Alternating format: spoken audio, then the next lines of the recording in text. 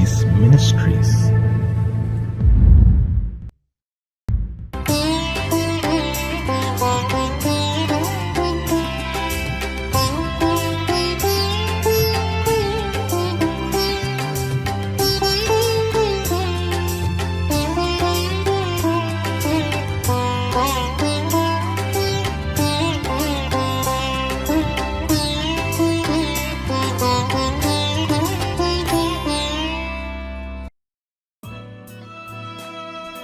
நம்முடைய தாழ்வில் நம்மை நினைத்தவரை துதியுங்கள், அவர் கிருபை என்றும் உள்ளது.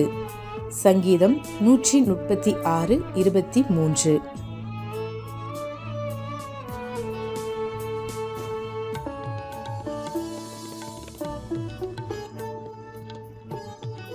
Who remembered us in our low state, for his mercy endureth forever. Psalms 136:23. ஆண்டவரும் இரட்சகருமாகிய இயேசு கிறிஸ்துவின் நாமத்தினாலே காட் ஹூ சீஸ் மினிஸ்ட்ரீஸ் மூலமாக ஒவ்வொரு நாளும் தேவ செய்தியை கேட்டுக்கொண்டிருக்கிற தேவ பிள்ளைகள் யாவரையும் வாழ்த்துகிறேன். இந்த 11வது மாதத்தில் தேவனுடைய கிருபையும் சமாதானமும் பாதுகாப்பும் உங்களோடும் உங்கள் குடும்பங்களோடும் என்றென்றும் நிறைவாய் தங்கியிருப்பதாக. இந்த வருடத்தின் முதல் 10 மாதங்களை கடந்து 11வது மாதத்திற்குள் பிரவேசிக்க தேவனாகிய கர்த்தர் கிருபை செய்திருக்கிறார். இன்றளவும் தேவனாகிய கர்த்தர் நம்மை ஆசீர்வதித்து நடத்தி வருகிறார். இனியும் நம்மையும் நம் குடும்பங்களையும் ஆசீர்வதிக்க அவர் உண்மையுள்ளவராயிருக்கிறார். கர்த்தருடைய வார்த்தையை நாம் எந்த அளவுக்கு நம்பி வருகிறோமோ அந்த அளவுக்கு அதனுடைய பலனை நம்முடைய வாழ்க்கையிலே காணப்போகிறோம். அநேக தீங்குகள், வித்தியாசமான சூழ்நிலைகள், பிரச்சனைகள், தேவைகள் என்று எது நம்மை நெருக்கி வந்தாலும் நாம் அவை எல்லாவற்றையும் இந்த மாதத்திலே ஜெயிக்க போகிறோம்.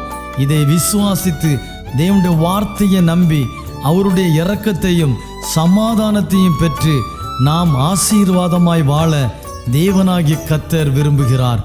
கர்த்தர் தாமே நம்மையும் நம் குடும்பங்களையும் இந்த மாதம் முழுவதும் பாதுகாத்து ஆசீர்வதிப்பாராக. ஆமென்.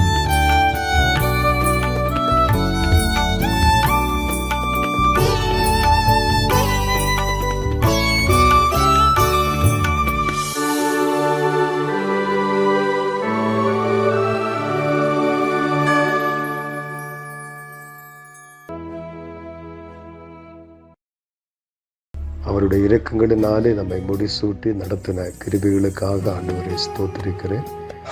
அவருடைய இரக்கங்களுக்கு முடிவில்லை என்பதாக நாம் வேதத்திலே வாசிக்கிறோம். நாம் கடந்து வந்த பாதைகளிலே வந்த வேதனைகள், கண்ணீர்கள், வாழ்க்கையில் வந்த எல்லா சூழ்நிலைகளிலும் தேவனுடைய கிருபை, அவருடைய இரக்கம் நம்மை பாதுகாத்ததற்காக ஆண்டவரை ஸ்தோத்திரிக்கிறேன். இந்த நாளிலும் நம்முடைய தியானத்திற்காக மத்தேயு எழுதின சுவிசேஷம் 11ஆம் அதிகாரம் 28வது வசனத்தை நான் உங்களுக்காக வாசிக்கிறேன். வருத்தப்பட்டு பாரம் சுமக்கிறவர்களே, நீங்கள் எல்லோரும் என்னிடத்திலே வாருங்கள், நான் உங்களுக்கு இளைப்பாறுதல் தருவேன் என்பதாக இயேசு சொல்லியிருக்கிறார். இந்த வேத வசனத்தின் மூலமாக ஆண்டவர் நம்மோடு இந்த நாளிலே பேசும்படியாய் ஜெபத்தோடு எதிர்பார்ப்போடு தேவனுடைய வார்த்தையை கேட்கும்படி உங்களை கேட்டுக்கொள்கிறேன். ஆண்டவர் இயேசு கிறிஸ்து தம்மிடத்தில் வந்த ஜனங்களை பார்த்து சொன்ன ஒரு அருமையான வார்த்தை தான் நாம் இந்த இடத்துல வாசித்து கேட்டோம். இயேசு கிறிஸ்துவின் ஊழிய நாட்களிலே அவருடைய அருகாமையில் வந்ததான மக்கள் பலவிதமான வருத்தங்கள், கவலைகள், பிரச்சனைகள், தேவைகள், வியாதிகள், பிசாசின் கட்டுகள், இப்படி பலவிதமான சூழ்நிலைகளில் இருந்த மக்கள் இயேசு கிறிஸ்துவின் வசனத்தை கேட்கும்படியாய் அவரிடத்திலே வந்ததாக நாம் வேதத்திலே வாசிக்கிறோம். அவரிடத்தில் வந்த மக்களை பார்த்து ஆண்டவர் சொன்ன ஒரு வார்த்தையை தான் இந்த இடத்துல நாம் வாசித்தோம். முதலாவது இயேசு சொன்னார், வருத்தப்படுகிறவர்களே என்பதாக. வருத்தப்படுகிறவர்கள் என்று சொன்னார் வாழ்க்கையிலே துக்கங்களை, கவலைகளை, துயரங்களை அனுபவிக்கிறவர்கள் என்று அர்த்தம். ஏசாயா 53:4 இயேசு வேதம் இப்படி சொல்லுகிறது, இயேசு கிறிஸ்து நம்முடைய துக்கங்களை சிலுவையிலே சுமந்தார் என்று வேதத்தில் வாசிக்கிறோம். நம்முடைய வாழ்க்கையில நாம் அனுதினம் சந்தித்து கொண்டிருக்கிற, நம்முடைய வாழ்க்கையில் வருகிற ஒவ்வொரு துக்கங்களையும் இயேசு சிலுவையிலே நமக்காக சுமந்தார். ஆகவே நம்முடைய வாழ்க்கையில் எப்படிப்பட்ட துக்கங்கள் வந்தாலும் அதற்கு பரிகாரத்தை, விடுதலையை இயேசு சிலுவையிலே நமக்காக உண்டு பண்ணி இருக்கிறார். நம்முடைய துக்கங்களை அவர் சுமந்தார் என்று வேதம் சொல்லுகிறது. எரேமியா 33:13 நம்முடைய சஞ்சலங்களை போக்கி நம்மை சந்தோஷப்படுத்துவதாக வேதத்திலே வாசிக்கிறோம். நான் அவர்கள் சஞ்சலத்தை போக்கி அவர்களை சந்தோஷப்படுத்துவேன் என்று ஆண்டவர் சொன்னார். யோவான் 16:20 உங்கள் துக்கம் சந்தோஷமாக மாறும் என்று ஆண்டவர் சொல்லி இருக்கிறார். வாழ்க்கையிலே நஷ்டங்கள், இழப்புகள், மனிதரால் ஏமாற்றப்பட்ட அனுபவங்கள், நம்பினவர்களால் கைவிடப்பட்ட அனுபவங்கள், தோல்விகள், எதிர்பார்த்த காரியங்கள் வாய்க்காததினால், இப்படி பலவிதமான துக்கங்களினால் நம்முடைய இருதயம் வருத்தப்பட்டு கொண்டிருக்கலாம். இந்த வார்த்தை கேட்கிற எனக்கு அன்பான சகோதரி, சகோதரனே, உங்கள் வாழ்க்கையில் இருக்கிற வருத்தங்களை, உங்கள் இருதயத்தில் இருக்கிற அத்தனை சஞ்சலங்களையும் நீக்கி உங்களை மகிழ்ச்சியினால் நிரப்புவதற்கு அவரால் கூடும். நம்முடைய கண்ணீரை துடைக்கிற ஒரு நல்ல ஆண்டவர் இயேசு கிறிஸ்து. ஒருவேளை யாருக்கும் தெரியாமல் அழுது கொண்டிருக்கிற பல காரியங்கள் நம்முடைய வாழ்க்கையில் இருக்கலாம். சங்கீதம் 6:6 தாவீது சொல்லுகிறார், கண்ணீரினால் என் படுக்கையை நான் ஈரமாக்கினேன் என்பதாக.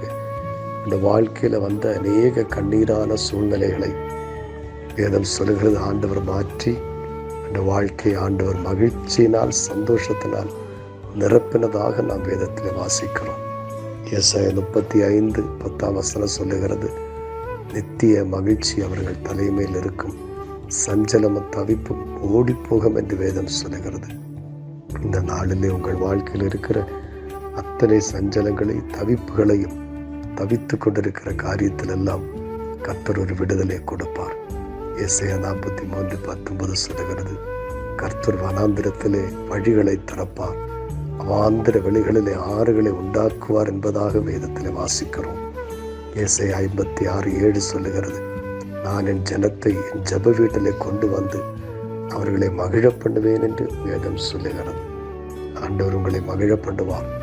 இந்த வருஷம் முடிவதற்குள்ளாகவே உங்கள் வாழ்க்கையில் இருக்கிற அத்தனை வருத்தங்களை மாற்றி ஆண்டவர் உங்களை நிச்சயமாய் மகிழ பண்ணுவார். பிரியமானவர்களை, சங்கீதம் 4:7 சொல்லப்பட்டிருக்கிறது, தானியமும் திராட்சரசமும் பெருகியிருந்த காலத்தில் அவர்களுக்கு இருந்ததை பார்க்கலும் அதிக சந்தோஷத்தை கர்த்தர் இருதயத்திலே தந்தார் என்பதாக. அதிக சந்தோஷத்தை தேவனை தேடுகிறவர்களுக்கு ஆண்டவர் கொடுக்க வல்லவர். இரண்டாவது சொல்லுகிறது, பாரம் சுமக்கிறவர்களே. பாரம் சுமக்கிறவர் என்றால் சுமை சுமக்கிறவர்கள், பொறுப்புகள், கடமைகள், வேலைகள், பலவிதமான அலுவல்களை தனியாக செய்ய முடியாமல் தவித்து கொண்டிருக்கிற அநேகர் உண்டு. ஐயோ, தனியாக எல்லாவற்றையும் என்னால் செய்ய முடியவில்லை, எனக்கு உதவி செய்ய யாரும் இல்லை, என்னோடு கூட இருக்க யாரும் இல்லை, எனக்கு ஒத்தாசையாக, எனக்கு துணையாக யாரும் இல்லை என்று நினைக்கிறவர்கள் உண்டு. ஏசாயா 41:13 சொல்லுகிறது, பயப்படாதே, நான் உனக்கு துணை நிற்கிறேன். பலவிதமான பாரங்களை சுமக்கிறவர்கள், குடும்ப பாரங்கள், வேலையில் உள்ள பாரங்கள், பொறுப்பில் இருக்கிற பாரங்கள், கடன் பாரங்கள், இப்படிப்பட்ட பலவிதமான பாரங்களை உங்களால் சுமக்க முடியாமல் திணறிக் கொண்டிருக்கிறீர்களோ, ஆண்டவர் சொல்லுகிறார், நான் உனக்கு துணை நிற்கிறேன், நான் உனக்கு உதவி செய்ய என்னால் முடியும். 55 சங்கீதம் 22 சொல்லுகிறது, கர்த்தர் மேல் உன் பாரத்தை வைத்துவிடு, அவர் உன்னை ஆதரிப்பார் என்பதாக. இன்னைக்கு உங்கள் வாழ்க்கையில் எப்படிப்பட்ட பாரங்கள் இருந்தாலும் உங்களுக்கு உதவி செய்ய ஏசப்பா கூட இருக்கிறார். 2 நாளாகமம் 14:11 வாசிக்கிறோம், பலன் உள்ளவனுக்கும் பலன் இல்லாதவனுக்கும் உதவி செய்வது ஆண்டவருக்கு லேசான காரியம். உங்களுடைய வாழ்க்கையில் எவ்வளோ பெரிய பாரமாக இருந்தாலும் உங்களுக்கு உதவி செய்ய ஆண்டவரால் முடியும். அடுத்ததாக ஆண்டவர் சொன்னார், என்னிடத்தில் வாருங்கள், வருத்தப்படுகிறவர்கள், பாரம் சுமக்கிறவர்கள் என்னிடத்தில் வாருங்கள். தேவனுடைய பிள்ளைகளை, உங்கள் வாழ்க்கையில் இருக்கிற வருத்தங்களை, பாரங்களை மாற்றுவதற்கு ஏற்ற ஒரு நல்ல இடம்தான் இயேசுவின் பாதம். நீங்கள் இயேசுவினிடத்தில் வரும்போது, என்னிடத்தில் வருகிறவனை புறம்பே தள்ளுவதில்லை என்று வேதத்திலே வாசிக்கிறோம். உங்களுடைய விடுதலைக்காக, உங்கள் பரிகாரத்துக்காக மனிதனை தேடியோ, மந்திரவாதிகளை தேடியோ, இன்னும் உலகத்தில் நமக்கு எப்படி யார் என்ன உதவி செய்யலாம் என்று சொன்னாலும் அவர்கள் வார்த்தைகளை நம்பியோ நாம் போனால் நம்முடைய வாழ்க்கையில் விடுதலை கிடைக்காது. தேவனிடத்தில் வர வேண்டும். நமக்கு ஒரு வருத்தம் வரும்போது, ஒரு பாரம், ஒரு பிரச்சனை வரும்போது நாம் முதலாவது செய்ய வேண்டியது அவருடைய பாதத்தில் போய் முழங்கால் படியிட வேண்டும். அவரை தேட வேண்டும். இயேசுவனிடத்தில் வர வேண்டும்.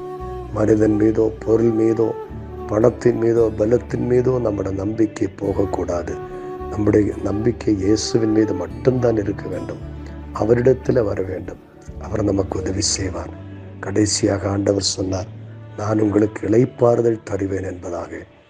ஆறுதல் தருகிற ஆண்டவர்.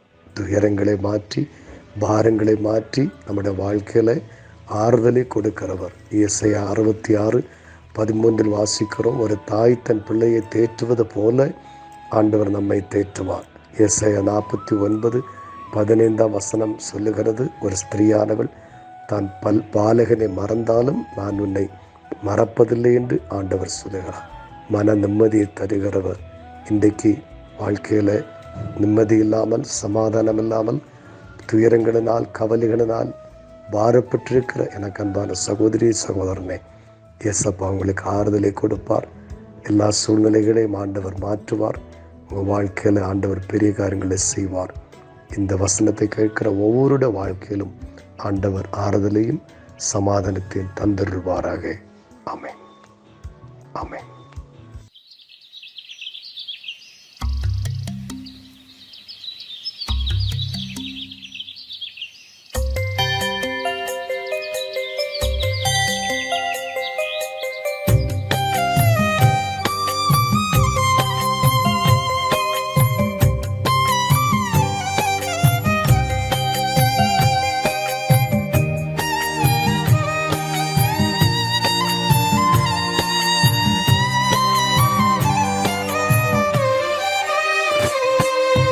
வைகரையில் உமக்காக வழி மேல் விழி வைத்து காத்திருக்கின்றேன் இறைவா. காலை நேரம் உமக்காக வழி மேல் விழி வைத்து காத்திருக்கின்றேன் இறைவா. என் ஜெபம் கேட்டு பதில் தாரும், பெருமூச்சை பார்த்து மனம் இறங்கும். என் ஜெபம் கேட்டு பதில் தாரும், பெருமூச்சை பார்த்து மனம் இறங்கும்.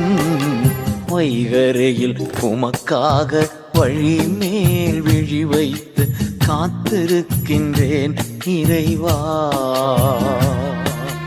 காலை நேரம் உமக்காக வழி மேல் விழி வைத்து காத்திருக்கின்றேன் இறைவா.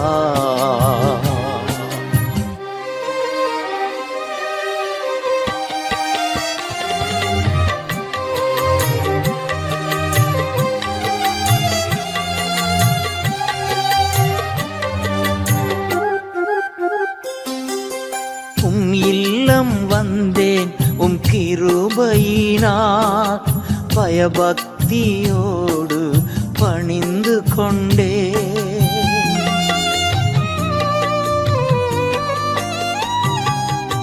நிறைவான மகிழ்ச்சி உம் சமூகத்தில், குறையில்லாத பேரின்பம் உம் பாதத்தில்.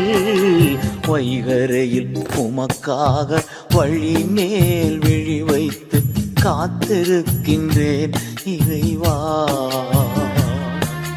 காலை நேரம் உமக்காக வழி மேல் விழி வைத்து காத்திருக்கின்றேன் இறைவா.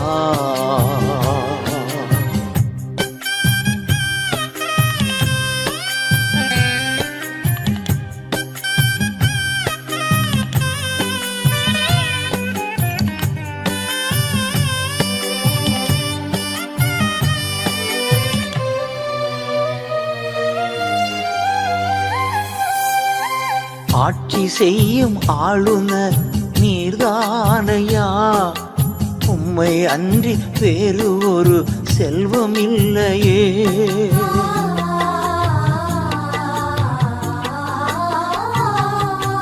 நீர்தானே எனது உரிமை சொத்து, எனக்குரிய பங்கும் நீர்தானையா. வைகரையில் உமக்காக வழி மேல் விழி வைத்து காத்திருக்கின்றேன் இறைவா. காலை நேரம் உமக்காக வழி மேல் விழி வைத்து காத்திருக்கின்றேன் இறைவா.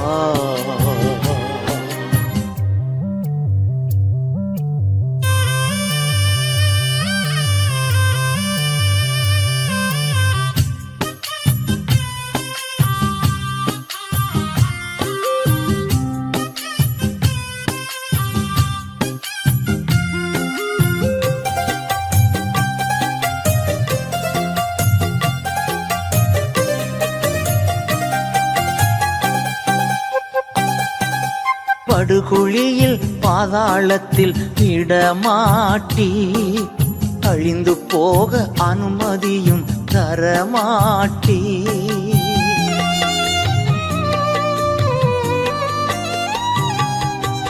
என் இதயம் பூரித்து துள்ளுகின்றது, என் உடலும் பாதுகாப்பில் இளைப்பாறுது.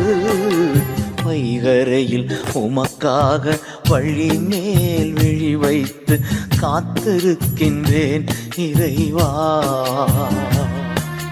காலை நேரம் உமக்காக வழி மேல் விழி வைத்து காத்திருக்கின்றேன் இறைவா.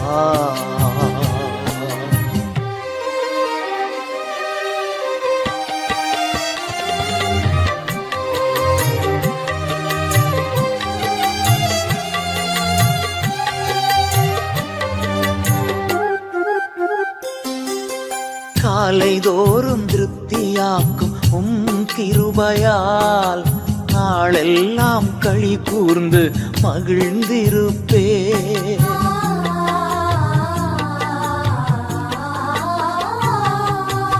எப்போதும் என் முன்னே நீர்தானையா, ஒருபோதும் அசைவுற விடமாட்டே. வைகரையில் உமக்காக வழி மேல் விழி வைத்து காத்திருக்கின்றேன் இறைவா. காலை நேரம் உமக்காக வழி மேல் விழி வைத்து காத்திருக்கின்றேன்.